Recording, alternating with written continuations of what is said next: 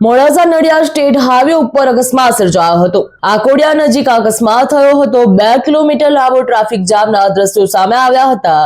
Car અને truck વચ્ચે ગંભીર માર્ગ અકસ્માત સર્જાયો હતો। આ અકસ્માતમાં એક વ્યક્તિનું મોત નીપજ્યું। કારમાં 3 લોકો સવાર હતા। બાયડ અને ધનસુરા પોલીસ ઘટનાસ્થળે પહોંચી હતી। તપાસ પણ હાથ ધરી હતી। જ્યાં મોડાસા નડિયાદ સ્ટેટ હાઈવે ઉપર આકોડિયા ગામ પાસે રાત્રે એક ગંભીર અકસ્માત સર્જાયો હતો। કાર અને ટ્રેલર વચ્ચે ઓવરટેકિંગ દરમિયાન અકસ્માત થયો હતો। કારમાં સવાર 3 વ્યક્તિઓ પૈકી એક વ્યક્તિનું ઘટના સ્થળે મોત નીપજ્યું હતું। અકસ્માતમાં અન્ય 2 વ્યક્તિઓ ઈજા થઈ હતી। તેમને 108 મારફતે નજીકની હોસ્પિટલ સારવાર માટે ખસેડવામાં આવ્યા હતા। ત્યારે જો વાત કરવામાં આવે તો આશરે 2 કિલોમીટર સુધી વાહનોની લાંબી કતારો લાગી હતી। ઘટનાની જાણ થતાં ધનસુરા પોલીસ અને બાયડ પોલીસ તાત્કાલિક ઘટના સ્થળે પહોંચી હતી। પોલીસે ટ્રાફિક જામની સ્થિતિ હળવી કરી હતી અને મૃતદેહને પોસ્ટમોર્ટમ માટે ખસેડ્યો હતો।